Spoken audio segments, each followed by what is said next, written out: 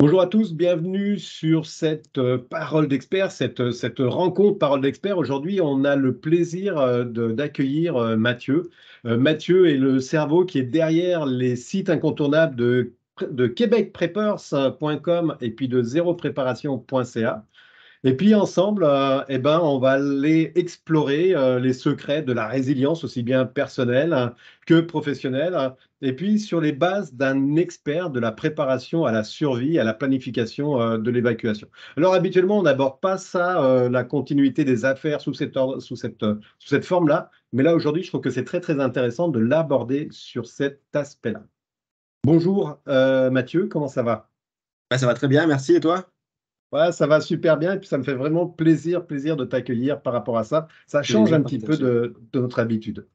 Mathieu, je te propose de passer par ta bio. Donc, tu t'appelles Mathieu Montarou, tu es expert en gestion des urgences et tu travailles actuellement comme responsable chez Groupe Track, qui est spécialisé en sécurité incendie et mesures d'urgence. Tu es aussi fondateur et conseiller chez Québec Preppers et puis Zéro Préparation. Et puis, on va en parler un petit peu par rapport à ça. Donc, c'est deux sites. C'est une organisation aussi qui offre des stratégies personnalisées de préparation aux urgences sur la base individuelle, mais aussi familiale. Et puis, au Exact. Québec, on a besoin pas mal de ça, là. Tu es aussi intervenant éducatif sur la prévention incendie dans les écoles. Tu es aussi auteur du guide 52 semaines de préparation, et ça aussi j'aimerais t'entendre par rapport à ça, ainsi que d'autres ressources éducatives, et prochainement le livre Survivre à l'inattendu. Et j'aime beaucoup d'ailleurs ce titre-là. Tu es aussi promoteur de la préparation et de la résilience au sein des communautés et des familles. Ça, c'est ce que tu fais actuellement. Donc, c'est déjà Exact. pas mal occupant tout ça. Et puis, Tout à tu as fait. été dans d'anciennes vies militaires dans les forces armées françaises. On a un point commun par rapport à ça. Tu as été aussi paramédic, dispatch 911 et coordonnateur des services d'urgence au Québec. Je crois que j'ai rien oublié, hein. Exactement, c'est tout. C'est ça, en fait. Il n'y a Voilà, pas de c'est pas problème. mal ça. C'est beaucoup de choses. Et puis, j'avais vraiment une toute première question. C'était tout simplement, est-ce que tu peux nous parler de Québec Preppers hein, et puis de Zéro Préparation? C'est quoi ces sites? À quoi ça sert? C'est quoi l'objectif? Québec Preppers, il a été créé en 2017 via finalement une vision que j'ai eue de ce que je voyais un peu aux actualités, aux nouvelles, où je me rendais compte qu'il y a beaucoup de citoyens qui se trouvaient ne pas être préparés pour faire face à différents aléas, différentes catastrophes qu'on retrouve au Québec, que ce soit des tempêtes de neige, soit des coupures de Mhm. courant qu'on connaît assez régulièrement, puis finalement, dernièrement, les feux de forêt ou les tornades ou les inondations qu'on a pu connaître ces dernières années. Fait que suite à ça, j'ai mis en ligne donc, le site Québec Preppers qui propose différents articles, différents équipements, différents conseils, recommandations pour devenir plus résilient, plus autonome pour faire face à ce genre de situation-là. Finalement, quelques années plus tard, j'ai mis en place zéropréparation.ca pour une vision plus française, peut-être, plus québécoise, moins américanisée, parce que c'est sûr que Québec Preppers, ça vient pas parler à tout le monde. Euh, c'est pas tout le monde qui sait qu'un prepper, c'est un citoyen prévoyant. On s'en va des fois plus sur le côté survivaliste, paranoïaque, la fin du monde, les zombies, dinosaures, etc., etc. Bref, je voulais vraiment qu'on se recentre sur quelque chose de plus connu de tout le monde, plus vers la sécurité civile, mais pour avoir un accès à monsieur et madame tout le monde. Donc, c'est pour ça qu'on parlait tantôt, tu parlais sur une base individuelle et ou familiale sur zéropréparation.ca. Donc, on a du monde, que ce soit individuel ou familial, ou des couples qui viennent me chercher pour de la consultation, pour me dire, ben voilà, moi j'ai tant de terrain, comment tu ferais toi pour optimiser ce terrain-là, pour avoir plus de résilience, plus d'autonomie, être plus autonome. Donc là, ben, je propose différentes solutions, différents scénarios finalement pour les aider, les aiguiller finalement. Je leur dis pas quoi faire, mais je les aiguille, je les éveille finalement par rapport à ce qu'ils ont entre les mains. Donc aussi, ça va de l'analyse de risque de base, finalement. OK, on vit dans tel endroit, tel environnement, c'est quoi les risques, puis comment je peux pallier, être résilient face à ces aléas-là. Donc les deux sites sont là pour la même chose, mais avec une ouverture un peu différente. J'ai pas ton micro. Et voilà, on se fait toujours avoir. C'est le propre du direct. Ah, c'est ça. J'étais en train de dire, on partage en fait le site québecpreppers.com et puis prochainement on va partager aussi zéropréparation.ca sur le magazine qui sort trimestriellement. Et vraiment, je vous invite à aller voir parce que c'est une mine d'or. Et puis, ce qui y avait d'intéressant sur ton site, c'est qu'on ne tombe pas dans du survivalisme pur et dur où on se surarme, etc.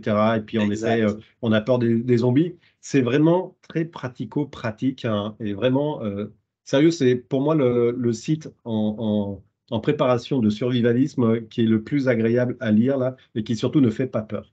Non, puis Donc, c'est ça, puis je veux vraiment faire perdre cette image ouais, américanisée, tu sais, qu'on ouais, pourrait avoir de prime abord. ouais, clairement. Et puis je te le dis, c'est bien réussi, c'est vraiment plaisant. Ok, on va passer sur les autres questions là. J'ai préparé six questions. La première, c'est peux-tu nous éclairer rapidement sur ce qu'est... non, ça, celle-là, on vient de la faire. On vient de la faire. Oh là, décidément, il va falloir que je me concentre, Alex. Ok, donc plutôt la deuxième question. Donc, pourquoi une entreprise gagnerait-elle à encourager la résilience chez ses employés? Ça aussi, c'est quelque chose d'important. On voit que on fait une préparation au niveau des particuliers, mais que généralement, c'est les particuliers eux-mêmes qui vont choisir cette préparation-là. Mais qu'est-ce qu'elles gagneraient, les entreprises, justement, à pousser les employés à être plus résilients? Là, on parlait tantôt de base personnelle finalement et familiale. Là, on va parler de base personnelle et finalement de la communauté des employés au sein d'une entreprise, que ce soit pour la réduction des perturbations en cas de crise, c'est des employés qui seraient résilients, ils seraient mieux équipés, je vais dire, pour gérer les situations stressantes ou imprévues. C'est ce qui permet finalement à l'entreprise de continuer de fonctionner correctement face à ces aléas-là. Donc là, euh, on va promouvoir finalement la résilience, par la formation, par la prévention, par le côté pratique. C'est un des points. Ça pourrait être aussi l'amélioration finalement de l'adaptabilité. Par exemple, si je développe la résilience, finalement, elle aide les employés à s'adapter rapidement au changement. Ça, quelqu'un qui est préparé, s'il arrive quelque chose, ben, tout de suite, il va savoir y faire face. Il aura les outils pour faire face à ce genre d'aléas-là. Euh, euh, que ce soit d'ailleurs des facteurs naturels ou humains. Ok, donc, il va y avoir une préparation derrière ça. Finalement, avec ça, étant donné qu'ils sont préparés, il va y avoir une augmentation. En tout cas, il n'y aura pas de perte de productivité. Tu sais, ils seront moins enclins, encore une fois, à être stressés, à être perturbés face à cet élément-là. Fait qu'ils vont pouvoir continuer à travailler sur une base différente, mais ils vont pouvoir s'adapter. Avec ça, le fait d'être résilient, ça va aussi leur amener un confort au niveau mental. Excusez, moi aussi, il faut que je sois résilient Oui, oui, tout à fait, oui. avec les enfants, mais le bien-être, finalement, et la santé mentale, c'est important, surtout, je vais dire, dans un milieu professionnel. Fait que finalement, en promouvant la résilience, une entreprise va contribuer au bien-être mental de ses employés, réduisant ainsi finalement l'absentéisme et améliorant la satisfaction au travail. C'est un point à prendre ensemble. Tu sais, il y en a d'autres, que ce soit la culture d'entreprise, que ce soit positive, puisqu'on va pouvoir transmettre cette information-là Mm. sur les différentes innovations, les résolutions de problèmes, finalement la préparation aux situations d'urgence, quand on est capable de faire une bonne analyse de risque et de partager cette information-là, ça va finalement amener un plus dans l'entreprise et ce plus-là va être partagé, que ce soit sur les prochains employés, les collaborateurs aussi. Tu sais, on parle mine de rien dans tout ça. Donc, ça renforce indirectement ou directement, ça renforce la réputation de l'entreprise.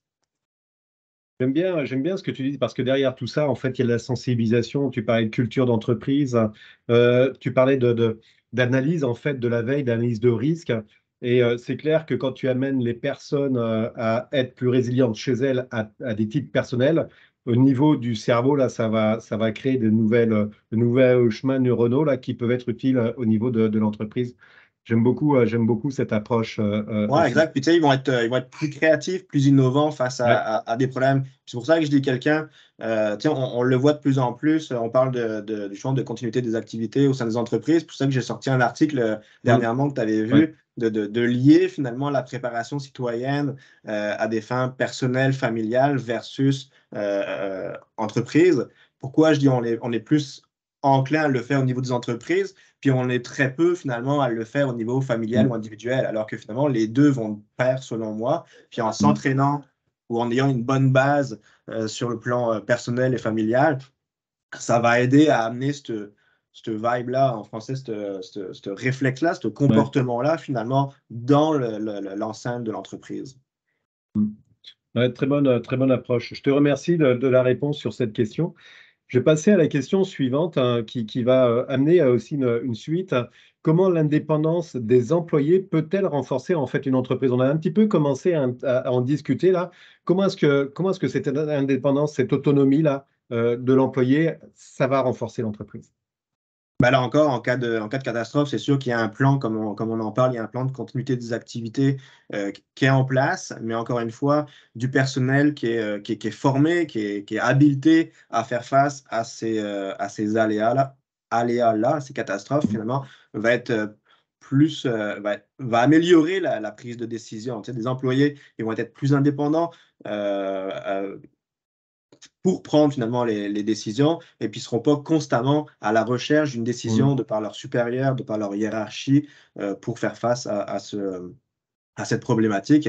Finalement, ça peut accélérer le processus de prise de décision et Mm. améliorer finalement l'efficacité opérationnelle.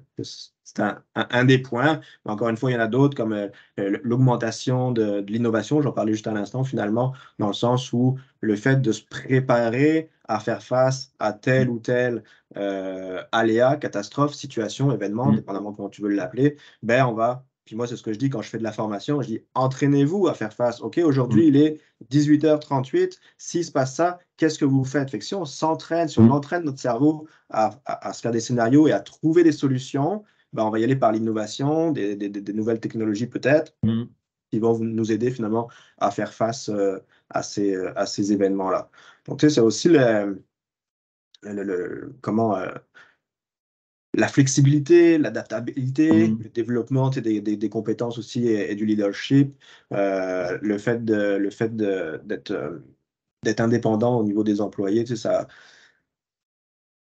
ça donne plus d'attraction aussi, de Mm. rétention au niveau des talents. Tu sais, dans un environnement de travail qui offre une certaine indépendance au niveau des Mm. employés est plus souvent attrayante pour les talents actuels et le potentiel. Donc, c'est un plus c'est à amener concrètement au sein des entreprises. Mm. Je compléterai, ça c'est quelque chose que j'aborde souvent dans les scénarios de crise. Quand on parle des scénarios de crise régionaux, Mhm. style séisme, etc., il y a toujours une question qui se pose à savoir, ouais, mais moi j'ai un plan de continuité dans mon entreprise. Ce plan de continuité s'appuie sur mes personnels. Ouais, Mais si j'ai un sinistre de type tremblement de terre, là, ben, mes personnels, je ne peux pas les avoir. Donc, ouais, par rapport à ça, parce que la première des choses, c'est généralement on gère nos cercles proches, hein, on va gérer le secours de notre famille dans la maison, ensuite de ça, ouais. au niveau du quartier, etc., on va sur des cercles concentriques. Ça rejoint ce que tu dis dans le sens où plus tu es préparé, en fait, plus ta famille va être à l'abri, plus ta famille est rapidement à l'abri, plus l'employé qui doit s'occuper de la continuité d'affaires, de la reprise de l'activité de l'entreprise est disponible. Ça aussi, c'est quelque chose que la mise en place justement de cette indépendance, de cette capacité au niveau de l'utilisateur, enfin du citoyen d'être autonome là-dessus, ça peut amener un plus au niveau des entreprises. Et c'est ce que je pousse justement moi au niveau des clients que j'ai là, à inciter au niveau des entreprises de faire comprendre aux personnes qu'il Ouais, faut qu'elles soient le plus tout autonomes à fait. possible. Ça m'amène sur la question suivante là. Quel est le rôle que peuvent jouer en fait les entreprises dans la résilience et cette fois-ci des communautés? Parce qu'on a vu au niveau des employés, comment est-ce qu'on peut inciter les employés à être plus autonomes et quel est l'intérêt?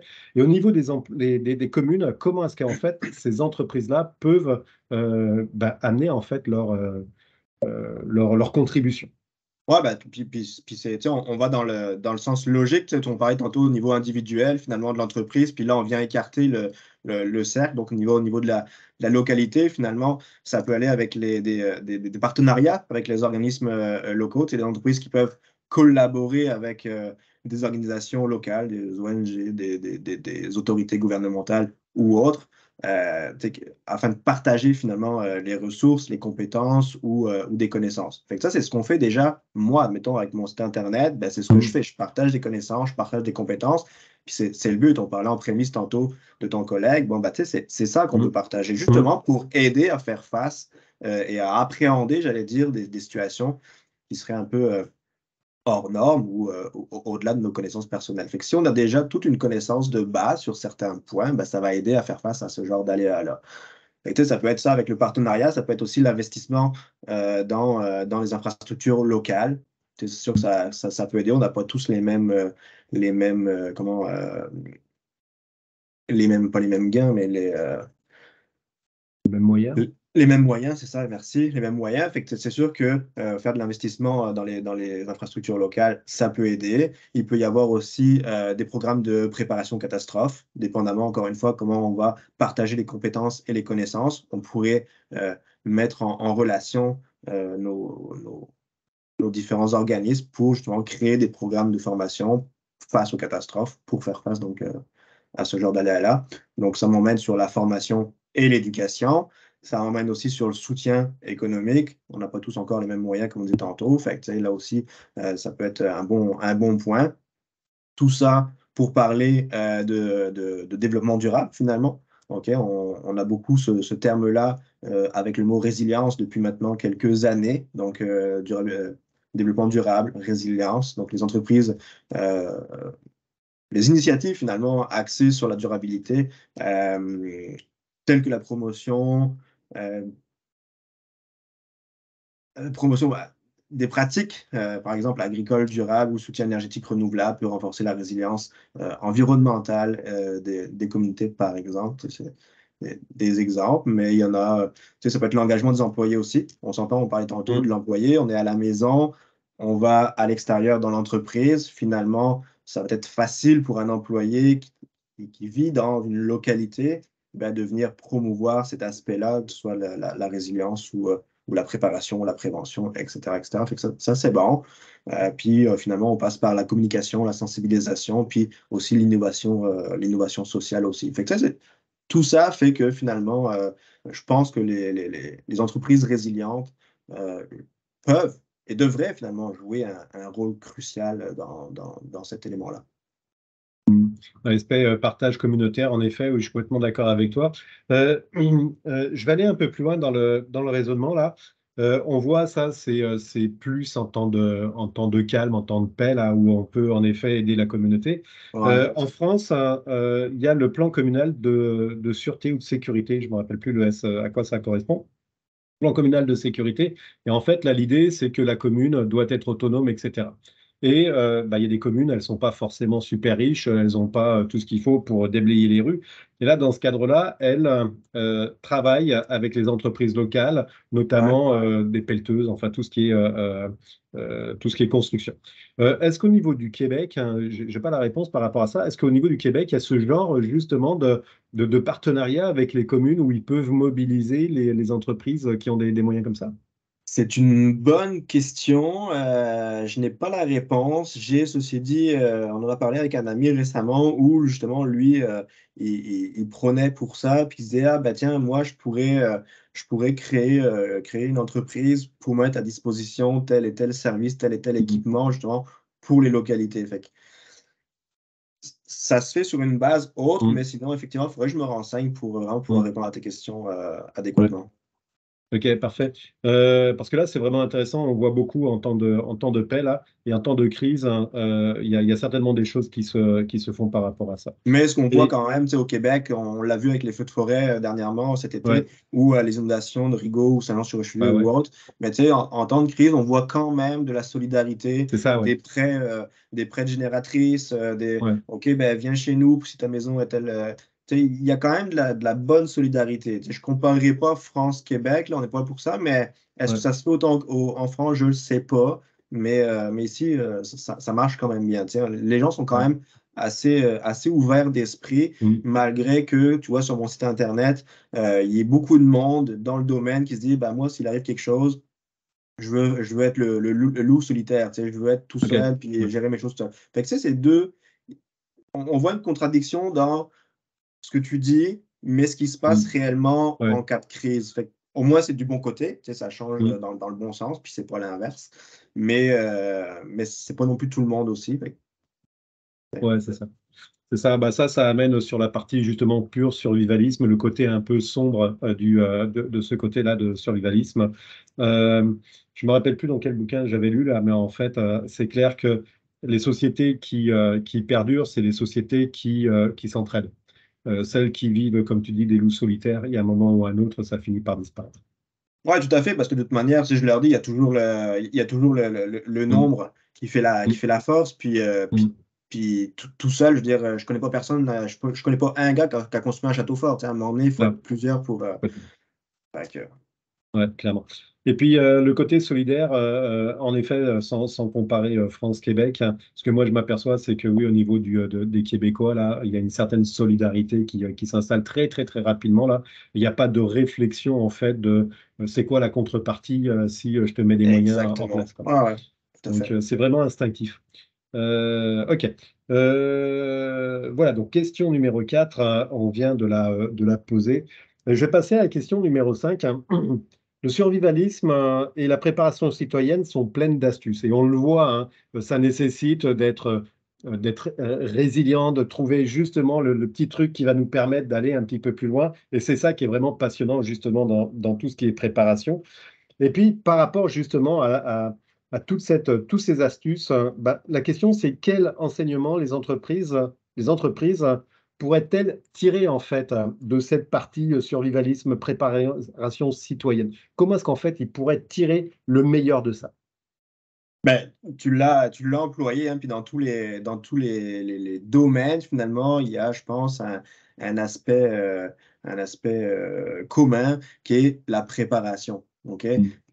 Que ce soit une préparation individuelle, familiale, d'entreprise, locale, ou au niveau du pays, finalement, il y a une préparation, il y a une analyse à faire, quelle qu'elle soit, que ce soit du risque ou autre.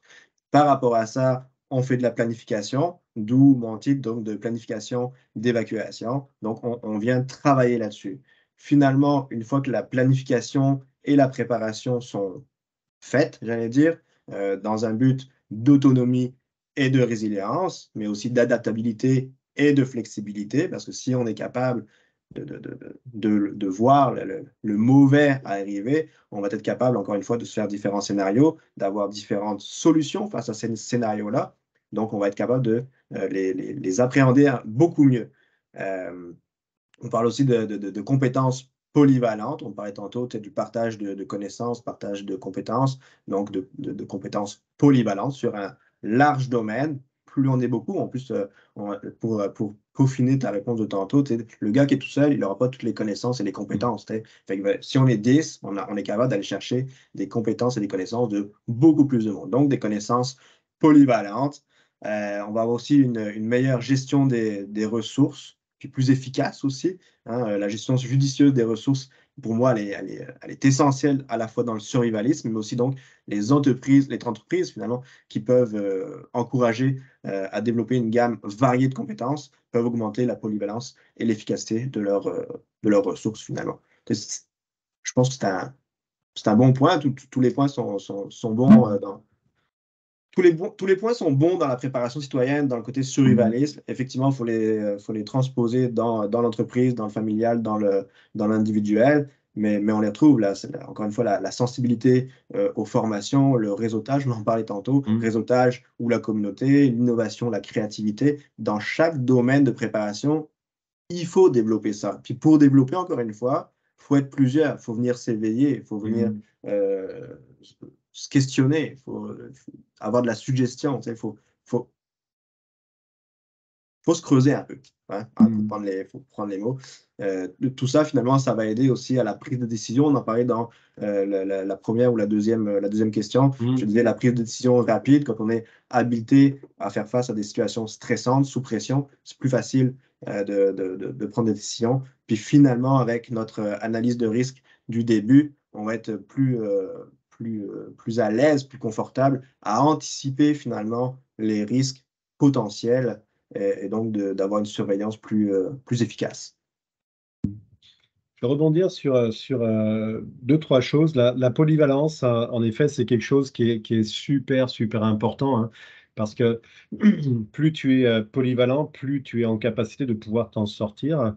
Et je ne sais plus qui c'est qui disait ça, là, mais en fait, la force que tu peux avoir à te former et à te former à différentes choses va te permettre justement d'être meilleur et d'être beaucoup plus autonome. Ça n'empêche pas qu'il faut avoir des personnes. Et dans les entreprises, ce que nous, on pousse au niveau des personnels, et on le voit beaucoup au niveau de l'informatique où il y a une perte de ressources énorme, et ben, c'est la notion de polyvalence entre les spécialistes pour qu'ils puissent faire le boulot de Pierre, Paul et Jacques Ah, tout à quand fait. Paul et Jacques sont pas là. Puis on le met, nous, en avant chez Groupe Track, on le met en avant aussi Mm. dans les formations d'évacuation aux incendies. On a un organigramme de base avec différents rôles et différentes tâches, mais on le connaît maintenant depuis 2 ou 3 ans avec le COVID. On a le travail hybride, puis on Ouais. préconise aux entreprises Mm. de savoir faire tous les rôles et les tâches qui y sont associés finalement pour faire face à un manquement de personnel, à du Mm. personnel absent lors d'une évacuation de bâtiment. Ah oui, tiens, d'ailleurs, sur ça, je rebondis tout de suite sur ça et puis je reviendrai sur les deux autres points là. Euh, oui, ça a été un gros problème, ça, à l'issue justement de la pandémie sur l'aspect hybride, parce Mhm. que les personnes qui étaient typées PMU, là, en fait, n'étaient pas forcément là. Donc oui, il y a Exact. eu tout un débat par rapport à ça, très intéressant. Je reviens aussi sur ce que tu as dit là, de travailler sur des scénarios et puis de s'entraîner. C'est clair que plus on s'entraîne, en fait, plus on arrive à se débrouiller. Puis je vais raconter une anecdote qui est très drôle, qui va me faire passer pour un bonnet, mais je m'en fous.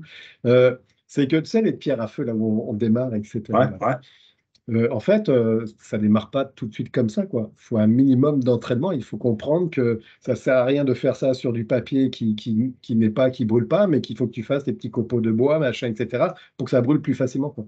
Et donc, quand j'avais fait ça, j'avais acheté une pierre comme ça. Depuis, je me suis largement entraîné.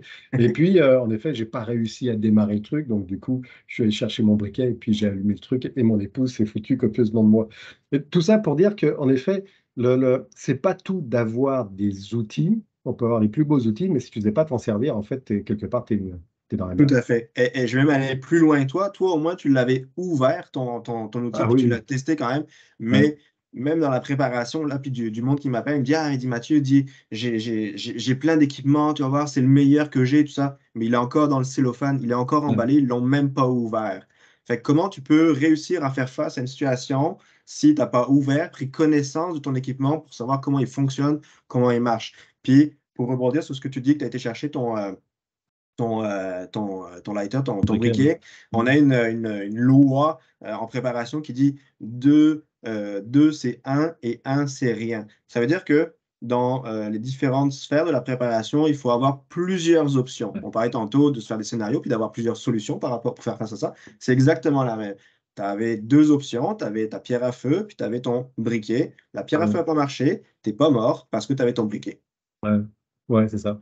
Et ça, la multiplicité, le plan A, le plan B, le plan C, oui, c'est clair que Exactement. il faut l'avoir. C'est intéressant, et puis je vais rebondir, et puis il ne faut pas qu'on prenne trop de temps non plus, sinon on est deux passionnés, ça risque de dériver pas mal.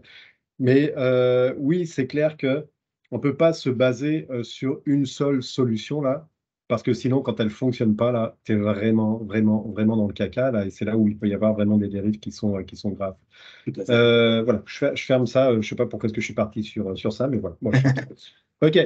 Question, dernière question. Le temps passe relativement vite, hein. Et c'est une question maintenant que je vais poser à toutes les personnes qui passent dans dans ce format vidéo là. C'est en fait, quelles seraient pour toi les trois actions clés pour qu'une entreprise devienne plus résiliente? C'était secret en fait. Mais en fait, comme je disais tantôt, la base de la préparation, qu'elle soit personnelle, individuelle, familiale ou au niveau de l'entreprise, reste sensiblement la même. Après, elle va être développée différemment, mais pour moi, établir un plan de continuité des activités est primordial. OK, on pourrait développer dans l'identification des fonctions critiques, la stratégie de redondance et de sauvegarde, le plan d'urgence et de récupération, ou encore, on l'a dit tantôt, par la formation et la sensibilisation pardon, du personnel. Ça, c'est un premier point. Deuxième point, on pourrait y aller avec renforcer la flexibilité et l'adaptabilité. On en a parlé tantôt. Ok, je Mhm. pense que quelqu'un qui est trop rigide, il aura de la Mhm. misère au changement, à l'innovation pour faire face à différentes problématiques. Fait qu'encore une fois, on veut de la diversification des produits et des services, que ce soit aussi de la chaîne d'approvisionnement flexible ou de la Mhm. culture d'entreprise agile.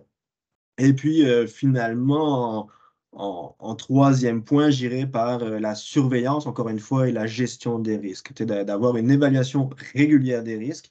Ce qui était bon hier n'est peut-être plus bon aujourd'hui. Ok, il y a peut-être quelques années, on n'entendait pas parler de hacking ou d'intrusion sur des réseaux informatiques. C'est sûr que maintenant, il y en a de plus en plus. Fait que c'était un point. Donc, la surveillance et la gestion des risques, l'évaluation donc régulière des risques, d'avoir des plans de réponse aux risques adaptés face à, à ce changement, à cette évolution.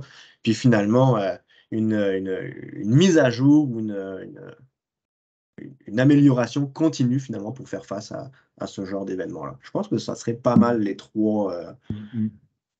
les trois points clés. Puis encore une fois, ils sont adaptables, que ce soit à l'entreprise, Mhm. familiale ou autre, ou même au niveau de la ville. Là, je veux dire, c'est adaptable, mais je pense que c'est trois clés importantes. Ok, super. Je te remercie beaucoup pour ces réponses. On pourrait encore parler beaucoup de choses sur l'antifragilité, etc. Parce qu'en fait, dans Exact. notre société, on est super fragile là. Mais bon, on n'ira pas là. Ça sera pour une autre vidéo. Ça va frustrer plus d'une personne qui nous écoute, mais c'est comme ça. C'est la vie. Je voulais te remercier vraiment. C'est vraiment super d'avoir eu ta disponibilité parce que tu es quelqu'un de relativement Merci à occupé. toi. Merci pour toutes tes réponses. Et puis, il y a une, comment ça s'appelle? Il y a une dernière question parce que tu as un événement et je crois que en France, c'est un événement qui fonctionne vraiment bien, mais au Québec et au Canada, il n'y a pas ce genre d'événement-là. J'aimerais que tu en parles avant que l'on arrête complètement en fait l'enregistrement. Oui, ben, y a pas de problème. Merci pour l'introduction. Effectivement, pour l'année prochaine, 2024, en fin d'année, on n'a pas les dates exactes, mais au mois de novembre 2024, on veut pouvoir offrir dans la ville de Québec aux Québécois, au sens large du terme, donc le premier salon de l'autonomie et de la résilience des citoyens. Donc, la préparation citoyenne au sens large du terme sur justement la durabilité, la résilience, que ce soit dans tous les domaines, que ce soit la nourriture, l'eau, l'écologie, etc., etc. Bref, on veut offrir tout ça aux Québécois avec des ateliers pratiques, avec des simulateurs, avec bien sûr beaucoup aussi de vente d'équipements pour faire vos propres kits de survie. Puis on l'a vu tantôt, hein, c'est pas le tout de les acheter, mais aussi il faut le Non, faut le pratiquer. tester. Donc, on veut vous montrer tout ça via ce salon qui va être sur un week-end complet. Donc, j'espère qu'on verra beaucoup de monde ce jour-là pour le bien de tous. Donc, autant les amateurs, les professionnels, les curieux, les passionnés, tout le monde va pouvoir partager sa passion, ses connaissances, encore une fois, et ses compétences. Donc, ça revient exactement finalement aux questions qu'on vient de parler tantôt. C'est dans le même esprit pour le bien de tous, pour une préparation et une résilience. Bah, écoute, merci beaucoup, Mathieu. On va arrêter sur ces mots-là. Je vais juste rappeler tes deux sites là, québecprepper.com, zéropréparation.ca. Et les personnes, si elles veulent te joindre, il suffit qu'ils aillent sur LinkedIn et puis ils vont te trouver. Je te rappelle le nom, Mathieu Montarou. Donc, Exactement. n'hésitez pas à contacter directement Mathieu. Mathieu, je te remercie encore immensément et puis je vais arrêter Merci là. à toi. Je te souhaite Merci une à belle toi. soirée et à très bientôt. Super. Merci. Bye bye.